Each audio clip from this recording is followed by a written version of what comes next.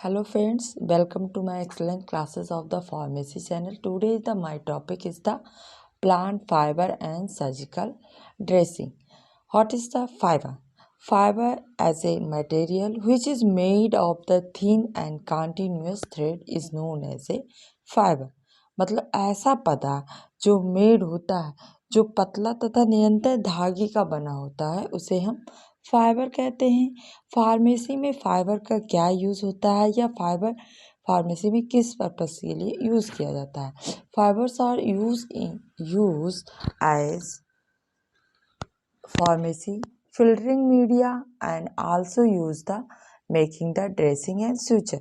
Fibres का जो होता है फार्मेसी में जो होता है फिल्टरिंग मीडिया के लिए यूज़ होता है या ड्रेसिंग और सूचर के लिए यूज़ किया जाता है। अगर डिफाइन करा जाए फार्माकोग्नोसी में तो फाइबर्स होता है एक ऐसी सेल वॉल्स होती हैं जो जिसमें सेलुलोज परसेंट होते हैं और लिनिन ना के बराबर परसेंट होता है, जो थिन लाइक स्ट्रक्चर्स होते हैं, उसी को हम फार्माकोग्नोसी में फाइबर के रूप में डिफाइन किए हैं। Classification of the fibre. Fibre को कितने भागों में वर्गीकृत किया गया है? वैसे तो फाइबर को हमने 3 भागों में वर्गीकृत किया गया है, natural fibres and regenerated fibres and synthetic fibre. Natural fibres वो फाइबर्स होते हैं जिन्हें हम नेचुरल से प्राकृतिक से हम ऑब्टेन करते हैं, नेचुरल से या प्राकृतिक से ऑब्टेन करते हैं, उन्हें हम क्या कहते हैं? नेचुरल फाइबर्स कहते हैं। और सिंथेटिक फाइबर्स होता है जिसको हम खुद से ऑब्टेन करते हैं, खुद से मॉडिफाई करते हैं, खुद से मेकिंग करते हैं, मॉडिफाई करते हैं, उसे हम सिंथेटिक फाइबर्स कहते हैं। या कुछ ऐसे रासायनिक होते हैं या कुछ केमिकल्स होते हैं जिनके द्वारा हम सिंथेटिक फाइबर को बनाया जाता है। तो natural sources, synthetic fibres. Natural source में आपके 3 चीज़ें होती हैं, प्लांट फाइबर्स और vegetable fibres, animal fibres and mineral fibre. Plant fibres में एग्जांपल में कहाँ से ऑब्टेन किया जाता है? प्लांट से ऑब्टेन किया जाता है, वेजिटेबल से ऑब्टेन किया जाता है। एग्जांपल के तौर पे जूट होता है, फ्लैक्स होता है, बनाना होता है, कॉटन होता है, हिम्प होता है। एनिमल फाइबर को हम एनिमल के द्वारा ऑब्टेन करते हैं, जैसे सिल्क हो गया, ऊल हो गया। सिल्क को हम इंसेक्ट कोकन से ऑब्टेन करते, ऊल को हम सिप से ऑब्टेन करते हैं। मिनरल को हम मिनरल के द्वारा ऑब्टेन करते हैं, जैसे एस्बोटस, इसको है अब्रक कहते हैं, ग्लास और फाइब्रस ब्यूसाइट, ग्लास 2 होता है। एंड दूसरा आपका है regenerated of the synthetic fibre. ये भी आपका जो है एक तरह से सिंथेटिक फाइबर्स में ही आता है, पर इसमें हम देखते हैं क्या कहते हैं, रीजनरेटेड एंड सिंथेटिक फाइबर्स को जो होता है ये 2 तरह के होते हैं। इसको कहाँ से ऑब्टेन किया जाता है, कैसे मॉडिफाई किया जाता है? बाय कार्बोहाइड्रेट के द्वारा और बाय प्रोटीन के द्वारा।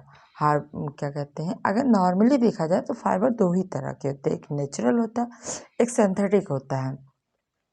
पर जनरेटेड फाइबर्स होते हैं उसमें आपके कुछ केमिकल्स भी होते हैं और कुछ आपके जो होते हैं प्लांट या नेचुरल से भी उसको रीजनरेट किया जाता है, तैयार किया जाता है। तो आपका इसमें कार्बोहाइड्रेट मटेरियल से ऑब्टेन करते हैं, जैसे इसे आर्टिफिशियल फाइबर भी कहते हैं, लाइक द आर्टिफिशियल सिल्क और रियॉन। इसको ऑब्टेन करते हैं हम एलिजिनेटेड एरॉन से। जो आर्टिफिशियल सिल्क होता है या रियॉन होता है, इसको हम कहाँ से ऑब्टेन करते हैं? क्या कहते हैं? एलिजिनेटेड रेयॉन से। By the protein. हम प्रोटीन फाइबर को कैसे जनरेट करते हैं? प्रोटीन फाइबर को हम ग्राउंड नट से या प्रोटीन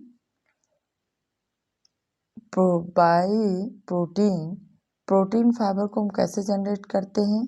जो हमारी मूंगफली होती है, इनसे हम आइडिल नाम का एक प्रोटीन होता है, उसके द्वारा इसको हम ऑब्टेन करते हैं। दूसरा जो होता है मिल्क में पाया जाता है आपका कैसीन प्रोटीन, उससे हम ऑब्टेन करते हैं। नेक्स्ट है आपका फाइबर्स में सिंथेटिक फाइबर्स, जैसे नायलॉन हो गया, पॉलिस्टर हो गया, नियॉन हो गया, रेयॉन हो गया।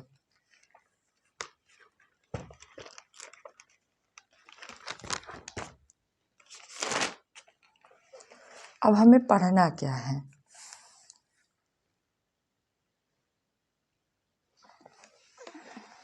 अब हमें पढ़ना क्या है?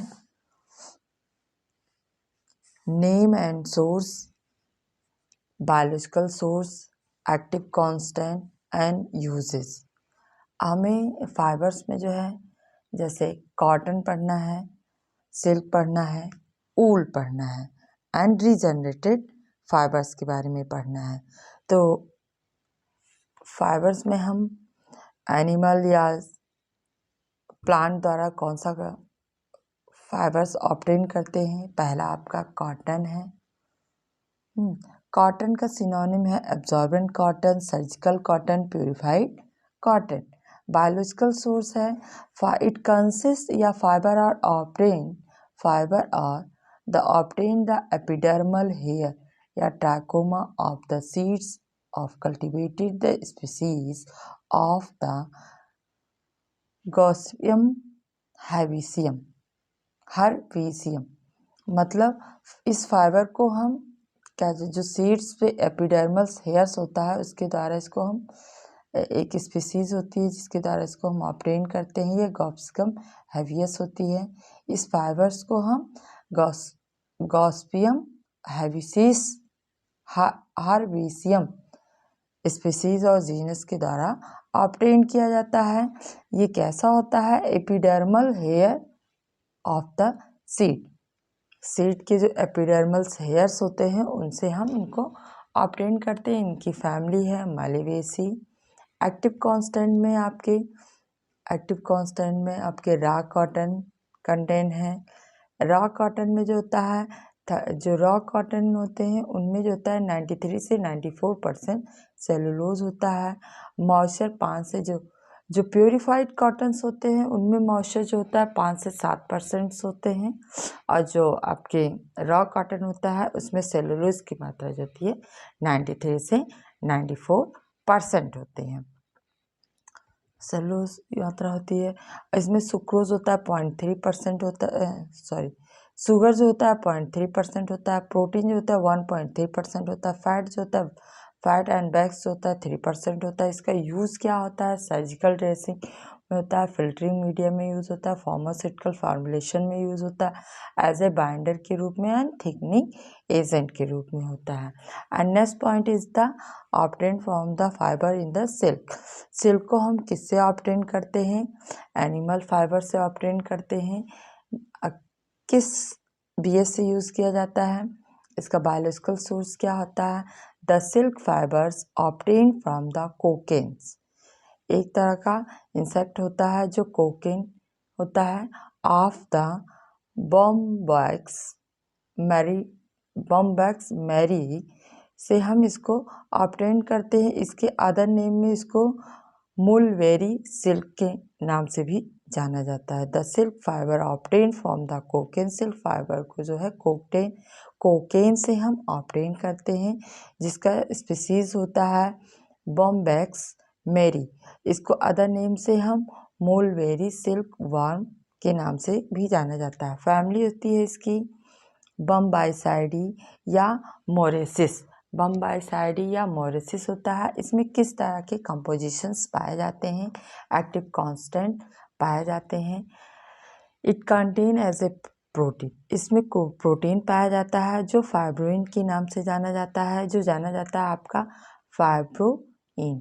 इसके जो हाइड्रोलिसिस करते हैं तो इसमें लार्ज अमाउंट में जो होता है आपका ये फाइब्रिन के जो हाइड्रोलिसिस होती है तो ये प्रोड्यूस करता है amino acid like the glycine and alanine.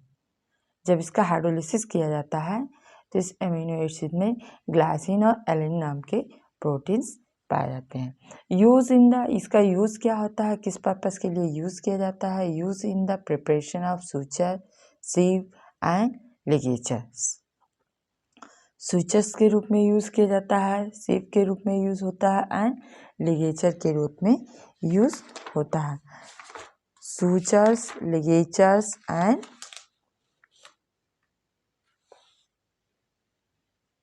zip. And third है आपका एनिमल फाइबर्स, ये भी है एज ए ऊल। ऊल को हम किससे ऑब्टेन करते हैं? सिप से ऑब्टेन करते हैं, भेड़ से ऑब्टेन करते हैं। Wool fibre are obtain from the fleece of the sheep. Wool fibre को हम ऑब्टेन करते हैं फ्लीस सिप से। Ovis aries, Ovis aries, Ovis aries करके हमारा क्या कहते हैं, भेड़ होती है, इससे हम इसको ऑब्टेन करते हैं। ये किस फैमिली से बिलोंग करती है? ओवाइडेसी। किस फैमिली से?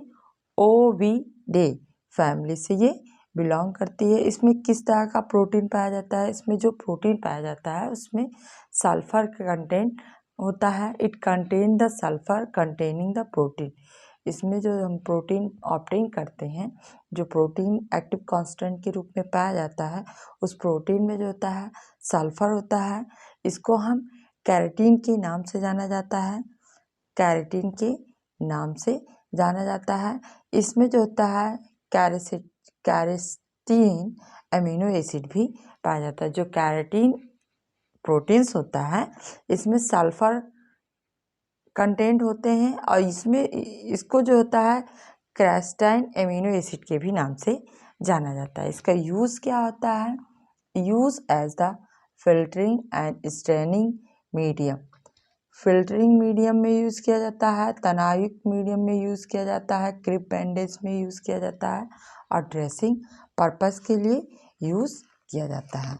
एंड नेक्स्ट पॉइंट है आपका regenerated and synthetic fibre. Regenerated and synthetic fibre में आपका रियॉन्स है, जिसका सिनोनिम है viscose rayons and regenerated rayon.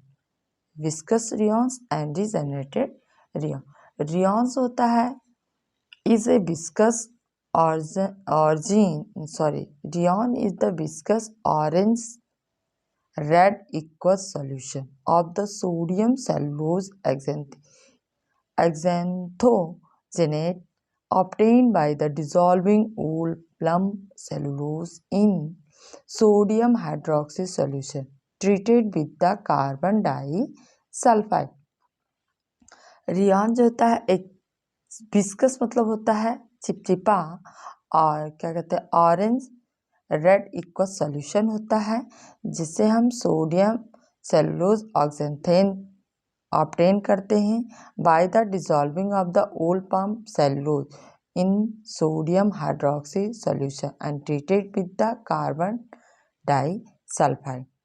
मतलब इसको हम ट्रीट करते हैं, जो हमारा ये क्या कहते हैं ये सॉल्यूशंस हैं, ये ऑब्टेन हम करते हैं। किसके द्वारा ऑब्टेन करते हैं? वूल पल्प सेलुलोज को। पर कैसे ऑब्टेन करते हैं? सोडियम हाइड्रोक्साइड सॉल्यूशन से और कार्बन डाइसल्फाइड सॉल्यूशन से। जब हम इसको ट्रीट करते हैं वूल पल्प सेलुलोज को, तो हमको मिलता है सोडियम सेलुलोज एक्सेंथोजेनेट करके एक प्रोडक्ट फॉर्म होता है, जिससे हम रेयॉन ऑब्टेन करते हैं। इसमें कौन कौन से केमिकल कांस्टेंट होते हैं या कौन कौन सा एक्टिव कांस्टेंट होता है? इसमें जो भी आपके सेलुलोज होते हैं प्योर फॉर्म में होते हैं। इसका जो राख होता है, इस राख में जो होता है सल्फर का कंटेंट पाया जाता है। इसे यूज़ करते हैं हम use for the manufacturing of the fabrics. कपड़े के रूप में यूज़ करते हैं, कपड़े बनाने के रूप में यूज़ किया जाता है। Use for the manufacturing fabrics, कपड़े बनाने के लिए, सर्जिकल ड्रेसिंग के लिए एंड एब्जॉर्बेंट वूल के लिए। ये हमारा पॉइंट हो गया फाइबर्स। फाइबर्स क्या होता है? फाइबर्स में हमें डी फॉर्म फर्स्ट ईयर में क्या क्या चीज़ें पढ़नी है? कॉटन पढ़ना है, सिल्क पढ़ना है, वूल पढ़ना है एंड रियॉन पढ़ना है। कॉटन जो होता है हमारा कॉटन जो होता है हमारा प्लांट और एनिमल फाइबर से ऑब्टेन किया जाता है, और रियॉन जो होता है रीजनरेटेड और सिंथेटिक फाइबर से हम ऑब्टेन करते हैं। Next topic is the by surgical dressing. दूसरा टॉपिक हमारा इसी का है सर्जिकल ड्रेसिंग। सर्जिकल ड्रेसिंग क्या होता है? सर्जिकल ड्रेसिंग को अगर नॉर्मली समझा जाए, the word of surgical dressing is include all the material either use to along and in combination to cover the in wound. अगर सर्जिकल ड्रेसिंग को देखा जाए तो ये हमारा जो होता है एक तरह से एक क्या कहते हैं, the word of surgical dressing, जो सर्जिकल ड्रेसिंग वर्ड होता है वो इंक्लूड होता है ऑल द मटेरियल, सभी मटेरियल के लिए आइदर, इसमें आइदर यूज अलोंग, ये सभी मटेरियल के लिए होता है या इसे अकेले भी यूज़ करते हैं या किसी कम्बिनेशन के साथ भी यूज़ किया जाता है। किस पर्पस के लिए किया जाता है? किसी भी घाव को कवर करने के लिए। सर्जिकल ड्रेसिंग का मतलब होता है, शाब्दिक तौर पे समझा जाए, किसी भी घाव को अकेले या किसी अदर कंपाउंड की कम्बिनेशन के साथ मिक्स, दो या दो से अधिक कंपाउंड के साथ मटेरियल के साथ कम्बिनेशन करके भी किसी भी घाव को सुरक्षित करने के लिए जो भी ड्रेसिंग के लिए जो भी प्रोडक्ट यूज़ किया जाता है वो आपका सर्जिकल ड्रेसिंग कहलाता है। इसका मेन पर्पस क्या है, इसका एप्लीकेशन क्या है? The purpose of the applications of dressing to protect the wound and favour the proper healing. मतलब इनका उद्देश्य होता है ड्रेसिंग करने का कि जो वुंड होता है, जो हमारा घाव होता है, उसको प्रॉपरली सही से प्रोटेक्ट किया जाए, जिससे उस पर किसी तरह का भी माइक्रोबियल इन्फेक्शन ना हो। सर्जिकल ड्रेसिंग का मतलब ही होता है जो भी मटेरियल हम अकेले में यूज़ करते हैं या किसी कम्बिनेशन के साथ यूज़ करते हैं, उसका पूरा पर्पस यही होता है ड्रेसिंग का कि उनको कवर किया जाए। उनको कवर किया जाएगा तो उसके फेवर में किया जाएगा और उससे प्रोटेक्ट किया जाएगा, जिससे किसी तरह से माइक्रोबियल इन्फेक्शन ना हो। The material which hold the dressing in desired the position is known as the band। जो भी मटेरियल यूज़ किया जाता है ड्रेसिंग के लिए उसे पोजीशन दिया जाता है एज ए बैंडेज के रूप में, is known as a bandage. And the function of the dressing, क्या फंक्शन होता है, क्या कार्य होता है ड्रेसिंग का? ड्रेसिंग के कई कार्य होते हैं, हम सभी जानते हैं ड्रेसिंग किस लिए किया जाता है। To reduce the infection, infection को कम करने के लिए। टू प्रोटेक्ट ऑफ हीलिंग, उन घाव को प्रोटेक्ट करने के लिए और जल्दी से घाव फुलफिल हो जाए। और to provide the mechanical support to the tissue, tissue को जो होता है मैकेनिकल सपोर्ट प्रोवाइड किया जाता है, जैसे टिश्यू जो होता है जल्दी से घाव को फिल कर ले। एंड देन है official requirement of the surgical dressing. क्या रिक्वायरमेंट होती है सर्जिकल ड्रेसिंग के लिए? ऑफिशियल रिक्वायरमेंट क्या होती है सर्जिकल ड्रेसिंग की? हमें क्या क्या चीज़ें आवश्यक होती है सर्जिकल ड्रेसिंग के लिए? पहला पॉइंट है they should B sterile before use. मतलब जो भी चीज़ें हम यूज़ करते हैं सर्जिकल के लिए उसको सबसे पहले हमें स्टेलाइज कर लेना चाहिए, जोड़नासी कर लेना चाहिए, उसमें किसी तरह भी माइक्रोवेल इन्फेक्शन ना हो। दूसरा पॉइंट है they should not be any loose thread fibre in the dressing. जो भी ड्रेसिंग के लिए हम जो भी चीज़ें यूज़ कर रहे हैं, जो भी मटेरियल यूज़ कर रहे हैं, उनको क्या कहते हैं ड्रेसिंग पर्पस के लिए, sorry, this should be any loose thread,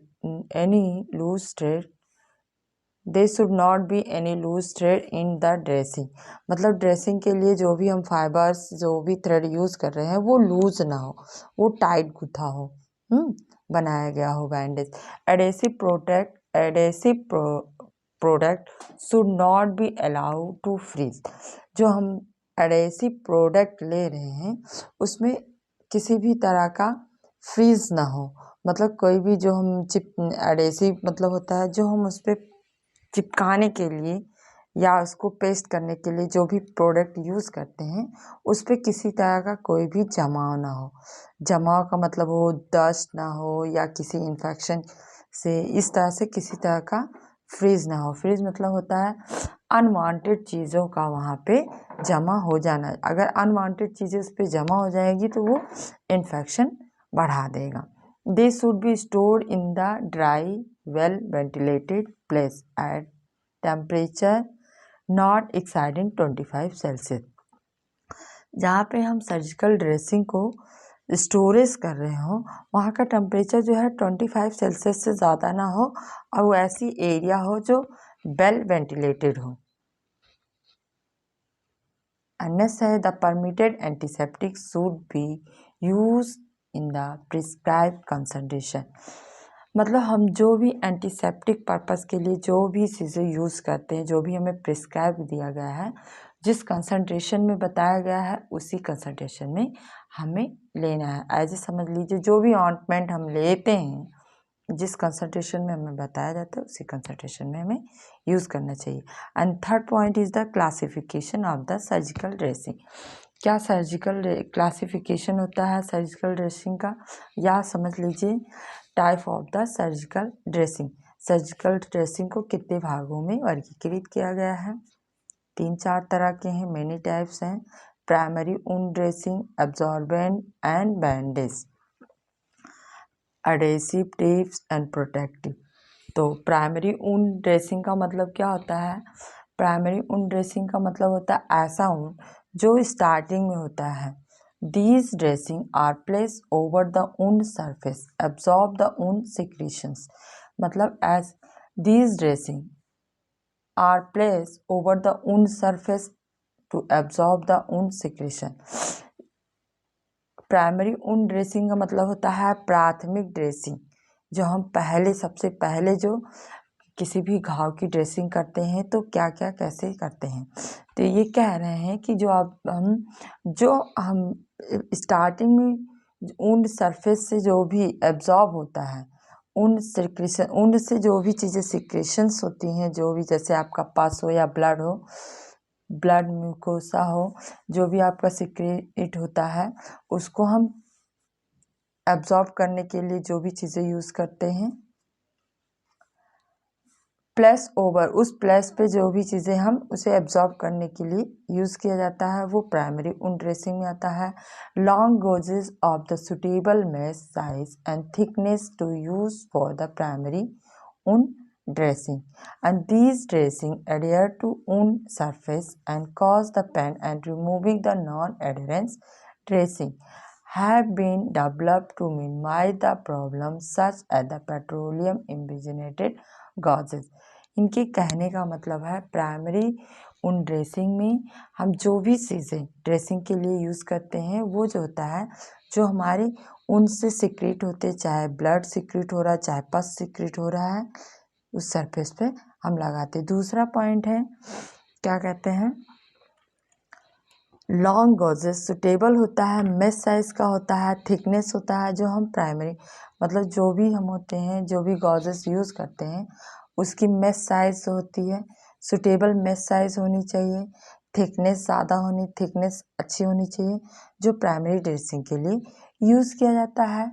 और जब हम प्राइमरी ड्रेसिंग करते हैं उस पर किसी भी वजह से जो ड्रेसिंग की होती है या उसमें किसी भी कारणवश अगर कोई चीज़ चिपक गया हो या उस पर पेस्ट हो जाता है या लग जाता है तो उसे रिमूव करने के लिए हम जो भी पेट्रोलियम इमिग्रेटेड गॉजेस यूज़ करते हैं वो उस सरफेस से हटाने के लिए ये हमारे प्राइमरी ऊन ड्रेसिंग में आते हैं। नेक्स्ट पॉइंट है आपका एब्जॉर्बेंट। एब्जॉर्बेंट क्या होता है? Use to absorb wound the secretion such as a blood, pus and mucosa. Absorbent का मतलब होता है शोषक। एब्जॉर्बेंट का मतलब होता है एक तरह से शोषक। अशोषक, अशोषक का मतलब होता है घाव के स्रोत को अशोषित करने के लिए जो भी हम चाहे हम कोई कॉटन यूज़ करते हैं, यूज टू एब्जॉर्ब उन secretion such as the blood pus and mucosa. मतलब आपके जो भी घाव से सिक्रीट हो रहा है, स्राव हो रहा है, उसको एब्जॉर्ब करने के लिए हम जो भी यूज़ करते हैं वो आपका एब्जॉर्बेंट होता है। एग्जाम्पल में कॉटन यूज़ करते हैं, वूल, आई पैड यूज़ करते हैं, नर्सिंग पैड यूज़ करते हैं, एंड सैनिटरी पैड यूज़ किया जाता है, डिस्पोजल क्लीनर यूज़ किया जाता है, कपास टिप्स यूज़ की जाती हैं, एंड क्या कहते हैं bandage. Bandage are two types, bandage का मतलब क्या होता है? पट्टी। एक तरह से आपका एब्जॉर्बेंट का मतलब होता है कॉटन, जो हम चीज़ें अवशोषित करने के लिए यूज़ करते हैं, सोखने के लिए यूज़ किया जाता है। किसी भी घाव से जो भी चीज़ें हमारी सीक्रेट होती है, निकलती है, उनके लिए हम उसे अवशोषक के रूप में जो भी चीज़ें यूज़ करते हैं उसे हम एब्जॉर्बेंट कहते हैं। अब उनमें क्या क्या निकलता है? पस निकलता है या ब्लड निकलता है। अब बैंडेज का मतलब होता है पट्टी। अब बैंडेज भी जो होता है कई तरह के होते हैं। दीज आर टू टाइप्स होते हैं, non medicated adhesive and medicated adhesive, या ऐसे भी कह सकते हैं ये दो तरह के होते हैं। एक वाटर प्रूफ होता है, ये इलास्टिक होता है, नॉन इलास्टिक नेचर होता है। नॉन बैंडेज का मतलब होता है आपका, नॉन बैंडेज एडेसिव में हम क्रिप बैंडेज यूज़ करते हैं, रबर इलास्टिक बैंडेज यूज़ करते हैं। और मेडिकल एडेसिव में होता है प्लास्टर, पेरी